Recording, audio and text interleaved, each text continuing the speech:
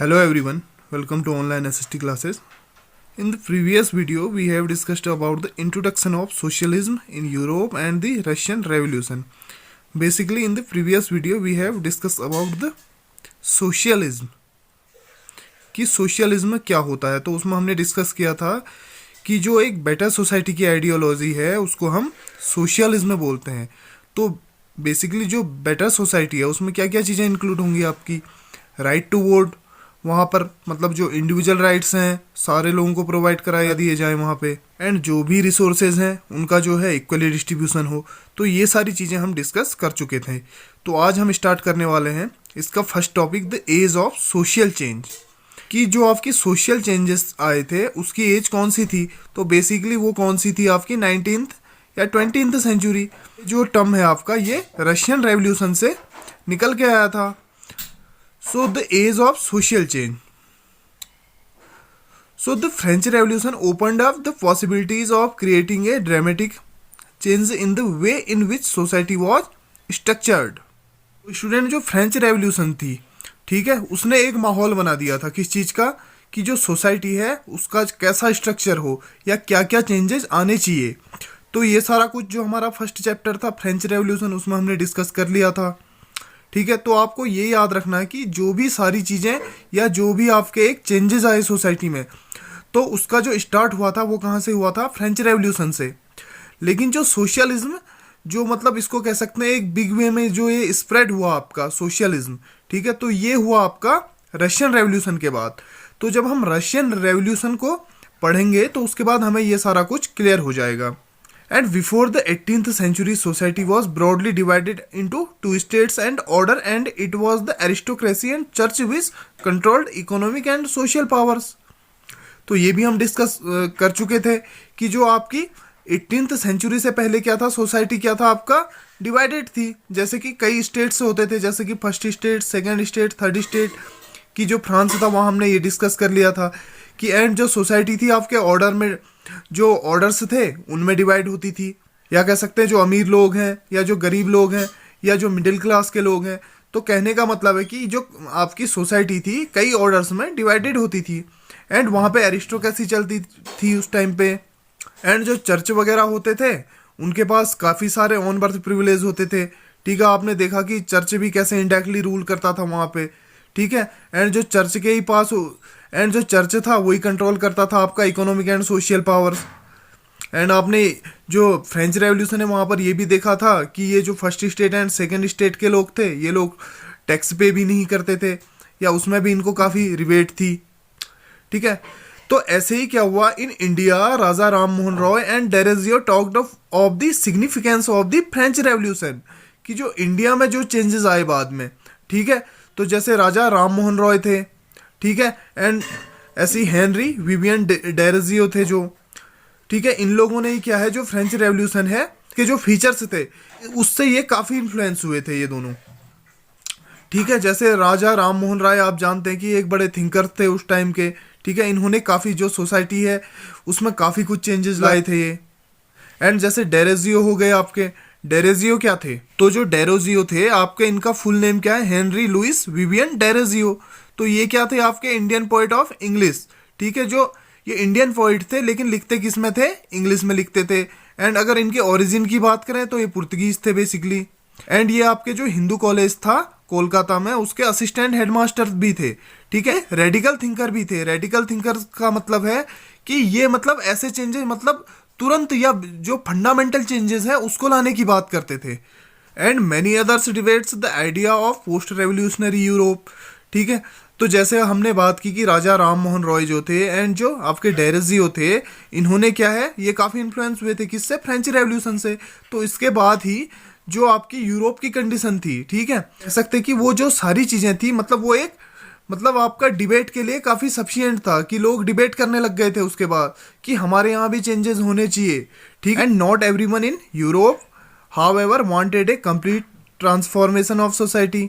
ठीक है, लेकिन यूरोप में क्या था कि सभी लोग जो थे वो किसके, जो सोसाइटी का ट्रांसफॉर्मेशन हो रहा था उसके फेवर में नहीं थे. तो अब डिस्कस करेंगे कि वो कौन कौन से लोग थे, मतलब कौन लोग उसके फेवर में थे जो चेंजेस हो रहे थे, एंड कौन लोग थे जो उसके फेवर में नहीं थे. and responses varied from those who accepted that some change was necessary but wished for a gradual shift to those who wanted to restructure society radically.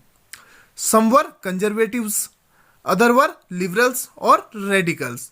ठीक है, तो जो आपके रिस्पॉन्स आ रहे थे कि जो सोसाइटी का ट्रांसफॉर्मेशन हो रहा है उसके जो रिस्पॉन्स आ रहे थे वो वेरी कर रहे थे. कहने का मतलब है कि काफ़ी चेंज, लोगों की जो मेंटालिटी थी उसमें भी काफ़ी चेंजेस थे, या कह सकते हैं वो अलग अलग सोचते थे. कुछ लोग चाहते थे कि आपका जो सोसाइटी का जो ट्रांसफॉर्मेशन हो रहा है या जो चेंजेस आ रहे हैं वो आपका क्विक होना चाहिए. कुछ लोग चाह रहे थे कि वो आपका ग्रेजुअल हो, ग्रेजुअल का मतलब है धीरे धीरे हो. एंड कुछ लोग चाह रहे थे कि जो सोसाइटी है वो उसका जो रिस्ट्रक्चर है वो रेडिकली हो. रेडिकली का मतलब पूरा, मतलब वो फंडामेंटल या पूरा जड़ से ही उसमें चेंज होना चाहिए. ठीक है, तो इसी के बेस पे हमने जो वहाँ के लोग थे या जो उनकी मेंटालिटी थी, ठीक है, उसको हमने 3 पार्ट में डिवाइड किया. फर्स्ट हो गया आपके कंजर्वेटिव्स, सेकेंड है लिबरल्स एंड थर्ड है आपके radicals. So we will focus on the historical event in the which there was an attempt at radical transformation of society. Through the revolution in Russia, socialism became one of the most significant and powerful idea to shape society in the 20th century. हम लोग जो ये आपका chapter है इसमें किस चीज़ पे focus करने वाले हैं, जो हिस्टोरिकल इवेंट्स हुए थे. ठीक है, कि जो सोसाइटी का जो रेडिकल ट्रांसफॉर्मेशन हुआ वो कैसे हुआ, ये सारा कुछ हम इसमें डिस्कस करेंगे. ठीक है, एंड जो आपका सोशलिज्म है, ठीक है, ये कब से निकल के आया बेसिकली, मतलब कब से ये काफ़ी प्रोमिनेंट हुआ. तो हम बात कर सकते हैं कि जो आपका रशियन रेवोल्यूशन थी उसके बाद ही आपका जो सोशलिज्म टर्म है ये काफ़ी फेमस हुआ. ठीक है, एंड इसके बाद ही जो इसके सिग्निफिकेंट थे या जो पावरफुल इसके आइडियाज थे, ठीक है, इसने एक सोसाइटी को शेप दिया. कब दिया? आपका 20th सेंचुरी में. तो स्टूडेंट आपकी जो सोशल चेंज की एज थी वो कौन सी थी? 19th century. तो इस सेंचुरी में ही आपको बेसिकली बहुत ज़्यादा चेंजेस देखने को मिले सोसाइटी में. ठीक है, तो अब बात करते हैं हम लिबरल्स, रेडिकल्स एंड कंजर्वेटिव्स के बारे में.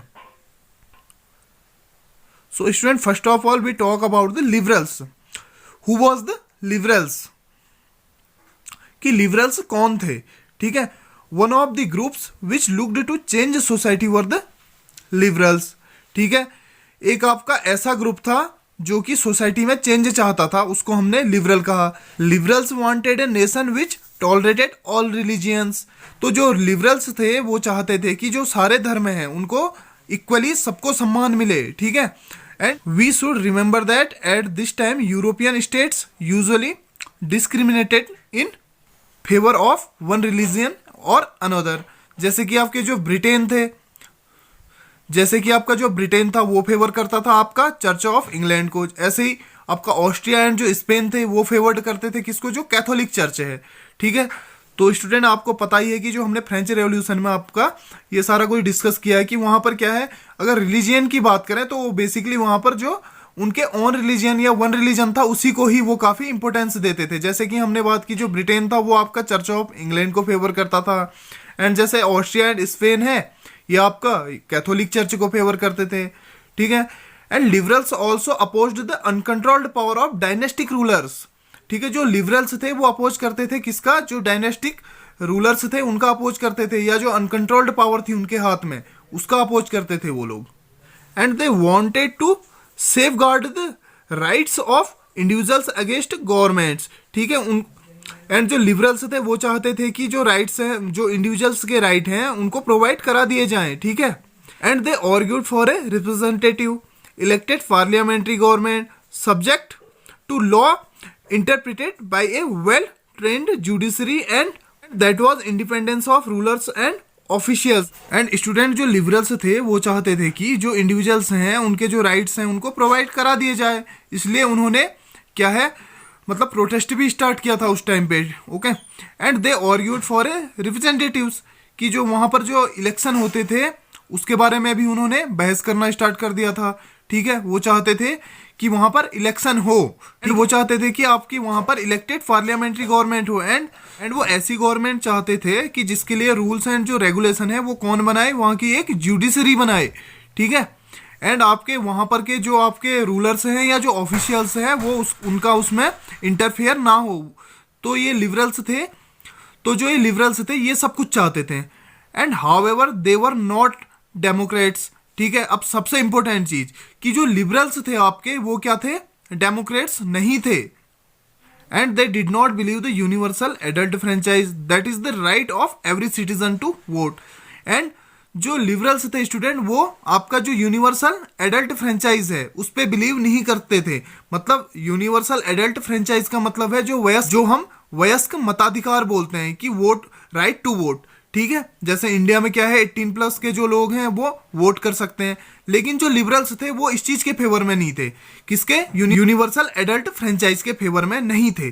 ठीक है, एंड वो डेमोक्रेट्स भी नहीं थे। ठीक है, वो नहीं चाहते थे कि right to vote every citizen को प्रोवाइड करा दिया जाए। And they felt man of property mainly should have the vote. लेकिन जो लिबरल्स थे वो क्या चाहते थे, ठीक है, वो आपका यूनिवर्सल एडल्ट फ्रेंचाइज के फेवर में तो नहीं थे, लेकिन वो चाहते थे कि वोट का राइट जो है उनको ही प्रोवाइड हो जिनके पास प्रॉपर्टी है। जैसे कि आप जानते हैं कि जो फ्रेंच रेवोल्यूशन हुआ था वहां पर नेशनल असेंबली का फॉर्मेशन किया गया, लेकिन वहां पर राइट टू वोट किसको था, जिसके पास प्रॉपर्टी थी वही लोग तो वोट कर सकते थे। ठीक है, तो सेम एज जो लिबरल्स थे उनके, वो क्या सोचते थे कि जो राइट टू वोट है उनको ही प्रोवाइड कराया जाए जिसके पास आपका प्रॉपर्टी है। And they also did not want the vote of for women. ठीक है, लिबरल्स थे वो नहीं चाहते थे कि जो वहां की वीमेन्स है उनके पास भी राइट टू वोट हो। ठीक है, तो स्टूडेंट आई होप कि आपको क्लियर हो गया होगा कि जो लिबरल्स थे उनकी आइडियोलॉजी क्या थी। ठीक है, अब नेक्स्ट वीडियो में हम डिस्कस करेंगे आपका जो रेडिकल्स थे उनकी आइडियोलॉजी क्या है।